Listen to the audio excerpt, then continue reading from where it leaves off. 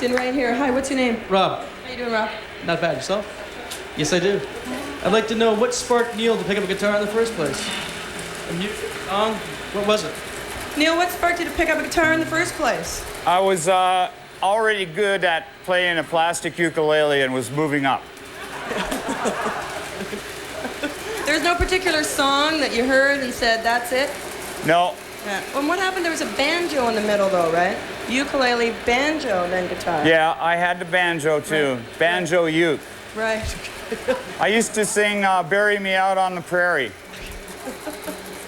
Didn't get you the girls, though, I guess. No. No, it didn't work that way. My dad taught it to me. We've got Rick. He's out there with a crowd of people outside. Rick, have you got somebody who wants to ask a question? I got somebody right here, Denise, and a reminder for you at home. There's we have a fax number, we have an email number, and we have a phone number. So get your questions in. This is Andrew from Thornhill. Andrew, how's it going, Neil? What was that? How you doing? I saw the show last night, and it was my fourth time seeing you, and I thought it was amazing. And I just wanted to ask you, you're widely bootlegged, and I was wondering what you thought about bootlegs, and I also was wondering when the archives are coming out. Did you get that, Neil? Yeah, I heard that. Okay, what do you think? Just a sec. Okay. Hold it, wait a minute here. I gotta. Okay. July. July.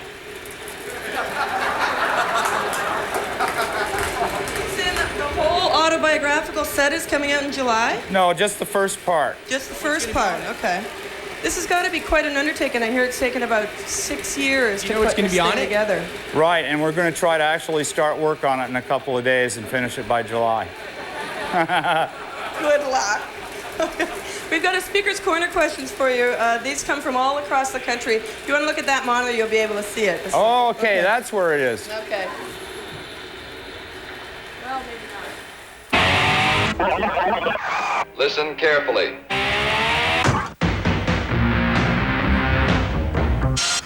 Hey Neil, I'm Narayan. I'm visiting Montreal from Chicago. I hear that you played with a band with Rick James in the 60s. How'd you hook up with him?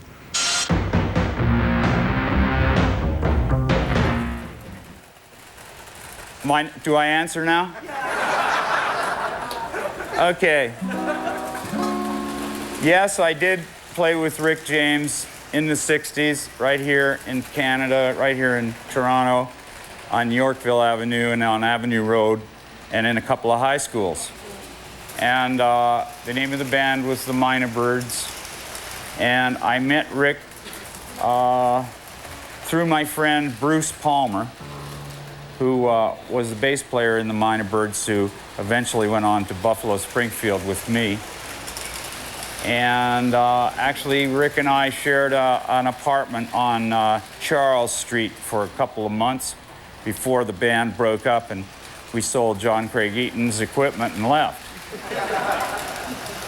You have a life membership credit card in Eaton's now, forever? Yes. Yes, thought so. Okay, thanks. We've got a phone call from Greg from Regina. Hi, Greg, can you hear us? Yeah. What's your question? Well, first of all, I'd like to say it's an absolute pleasure to be speaking with you, Neil. And my question is, to date, how many guitars do you own, and or how many guitars do you take on the road with you? Let me think on that for a minute, because I have a lot of guitars. The reason why I asked that is because I take on the road with me maybe 6 or 7. Not all, you know. I only take a couple of D45 and a D28 and a D18 and a couple of other ones, and then my electrics, you know. So there's about 6 or 7 of them. Because you only had the one acoustic. I saw your show last Saturday in Regina, and you seemed to have problems with your acoustic, and you said that was the only guitar you had with you, and then you end up just playing. That's right. It's because I have a lot of different guitars, but they're all for different songs and different tunings. So I really only had the one guitar to play that way, and they're really my guitar wasn't working in the monitors, so I thought that nobody could hear it because. Oh, I see. It was actually on in the house, but I didn't find that out until much later.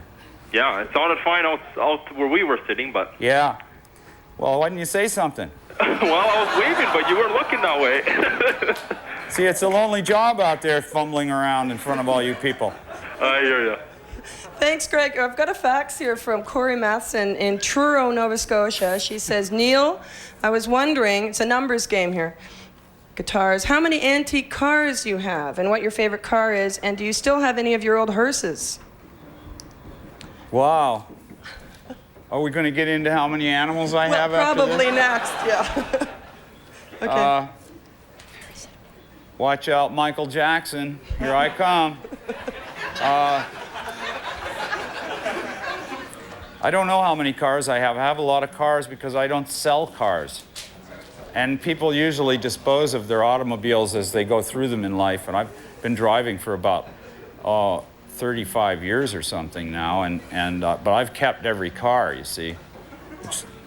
And if I had to get rid of one of them, or I replaced it with another one just like it later when I became rich and famous. So how do you figure out which one you want to drive? Just walk in there? It's not a job. Yeah. It's not. It just comes, you know, you just go in. Most of them are, you know, probably not working.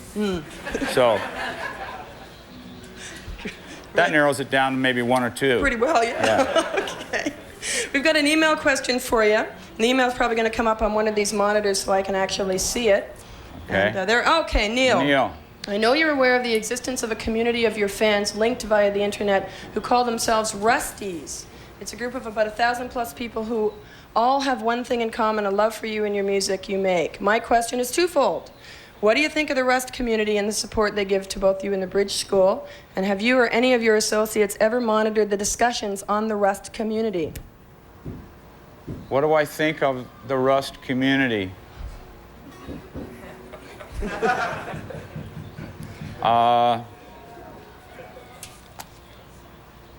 Look at them out there. Are they great? Are those Rust community? Some of the community has come with us this evening. I think they speak for themselves. Pretty well. I like, you know, I think it's great. I've never listened to them. I never monitor their, you know, I don't like that, you know. That internet stuff? No, well, no, I like that. But I'm subterranean. Right, okay. Yeah. All right.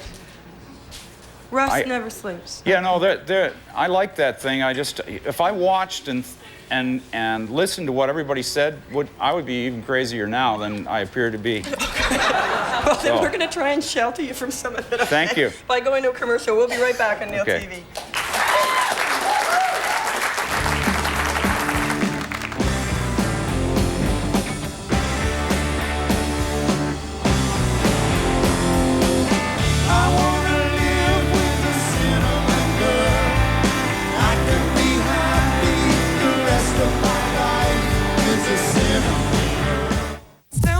Urban Jam. You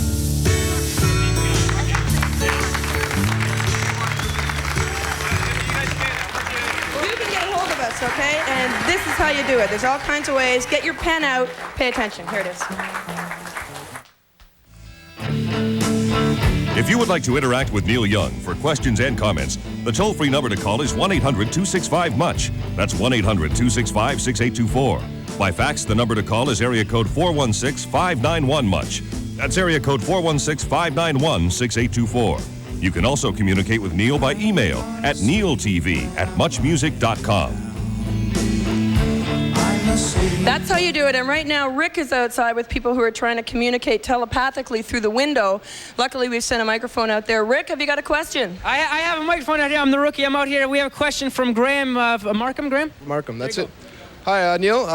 We all know that you just did another Farm Aid. We're wondering, do you feel that the legalization of industrialized hemp could help struggling farmers across North America? No, not so far. I think the question was, do I think that organized, you know, like big industry is going to help farmers across North America? I think that's because of he asked what whether was or that? not the legalization of hemp was going to help the farmers. Well, to help the hemp farmers. I think it would, yeah. I think, you know what, it really helped the farmers if the Americans, you know, this is an American policy problem that they have down there. If you want to be an organic farmer, if you want to go organic, then you have to stop using chemicals for 3 years. You know, organic food is worth a lot more than conventional food, which is now chemically contaminated. But organic food is better for you, costs more money.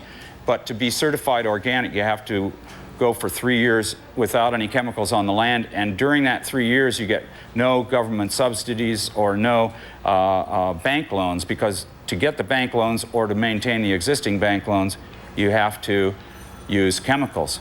Yeah. So the rules are really hard on anybody trying to make a difference and improve things. So farmers who could really turn things around and get an organic growing community happening are hindered by the laws. And that'd be a good way to start improving and helping. That's one of the messages I guess you get out there when you do the Farm Aid gigs. Yeah. That's why I got that one so down. Right, I could tell, yeah. Farm Aid's one of the charities that you do often, but you really pick and choose them, don't you? From, I guess, from the Bridge School, which is really close to heart. And I think I saw you in the Mandela one. Yeah. Yeah, so how do you go about, because I'm sure that, you know, everybody asks you to do everything. It's, you know, we consider everyone that comes along, and there are, you know, there just isn't enough time to do an effective job on all of them.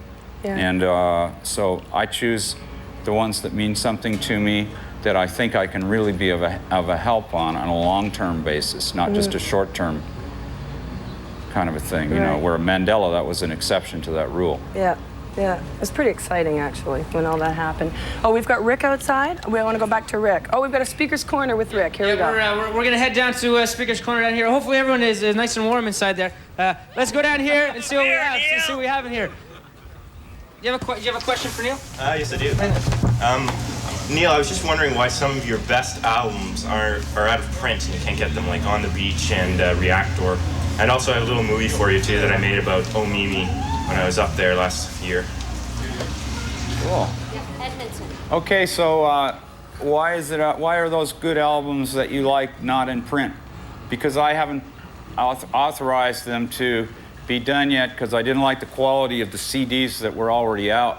And I'm changing the technology that I'm using to a 24-bit technology that plays back in a way that sounds better.